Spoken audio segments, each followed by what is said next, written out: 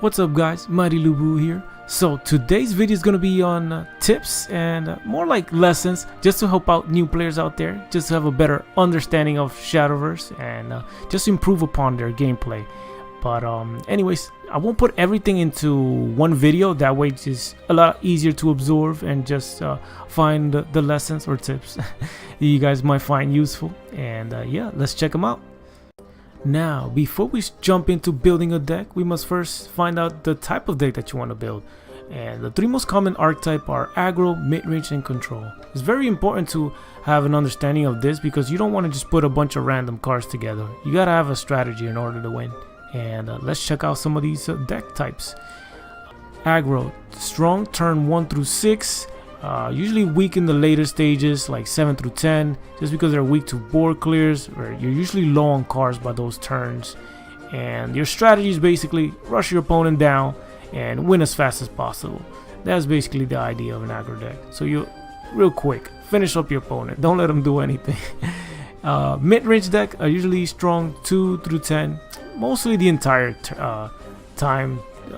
Mid-range deck can just keep up. They're constantly putting a lot of pressure, and they're usually weak to board clears. They usually win through tempo, maintaining board control, just making sure that your opponent is constantly dealing with a follower and applying pressure, because otherwise you would just run them over and go for the face. So yeah, also another key note is that mid-range deck are not really aggressive, neither are they like very controlling. They're in between, like a mixture of both. Not too much of one side and neither too much of the other side. So yeah, that's a key note there. And control, strong in the late game, like turns 7 through 10, and they're weak to rush down decks though. Mostly because they play a lot of high cost cards. For example, they're playing their 9, 10 mana cards, and those tend to be really off when they draw in the early stages. And they usually win by stalling the game and playing all these high powerful cards near the end. To summarize quickly here, we have an aggro card, a mid-range card, and a control card. Now, when it comes to Shadowverse, you're always better off sticking to your strategy. Even though an aggro player could put a card like Zeus in the deck or Arthur, it's best to stay with your strategy of having small creatures and rushing down your opponent, and not mixing in some of these cards because it would not make the deck perform better. And for mid-range decks, they usually kind of like in between. You don't want neither too many control cards or too many aggro cards. You want to stick right there in between. Don't want to have too much of neither side basically. And for control, you don't want any small creatures. You want to stick to the big guns, the heavy hitters, and making sure that your opponent has to deal with a massive giant threat. And yeah, that's the basic idea. When building a deck, a question you guys might have is which cards should you add and how many. So let's take for example here, you were looking up a deck list and there were just certain cards that you did not have. So what you want to do is just replace them by the same mana curve. Always keep in mind that the mana curve is very important. Don't want to really change this, so that way you can keep the same consistency. Like you don't want to replace, maybe for example here we don't have the legendary Sky Commander Celia, but you just happen to have the Zeus, or you have Arthur. Yeah, don't want to do any of this. Do not change it. Do not start putting in 8s. We don't want to do that. Instead, just replace the same card with another card who's just as equally as valuable or just as good as Sky Commander Celia, or just has just good synergy with what you already have. We have Innocent Prim, has very good synergy. She has Ambush. We can power her up and be even more aggressive, push for more damage. You don't want to put things like these cards, non-cards here. You don't want to put removal. You're playing an aggro deck, so make sure you stick to your strategy. Sticking to your strategy is what's going to help you succeed instead of having fancy cards. And here we have another Bladed Hedgehog. So as you can see here, we just replace the one legendary with just good cards. And this is what generally you can do in Shadowverse. Whenever you come across a card that you don't have, you can always just replace it. And yeah, it should be quite as good.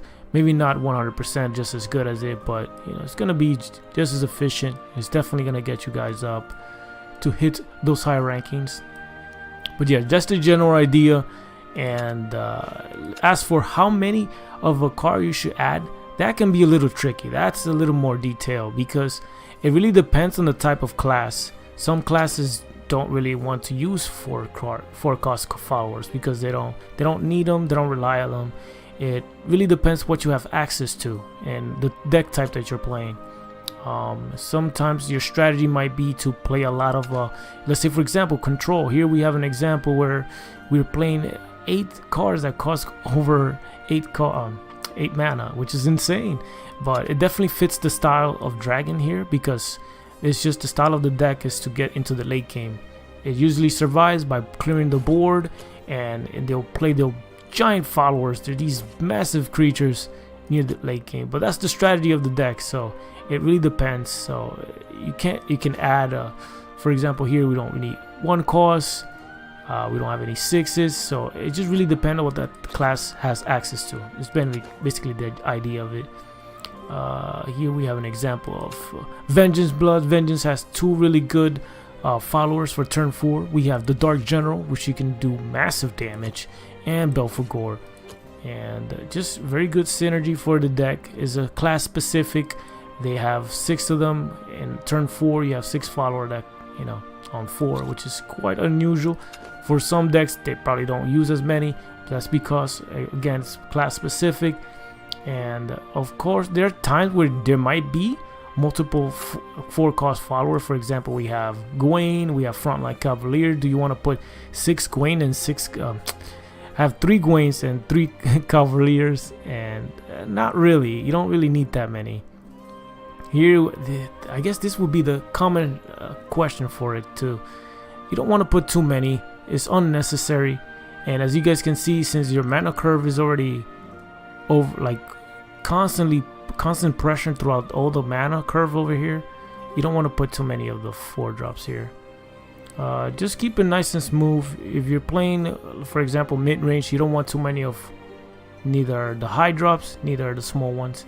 And curve out, just fill up the deck, and little by little you can trim out just to make the curve smooth, just depending on if you're mid-range, you want to keep it decent in the early game and just move out into the late game.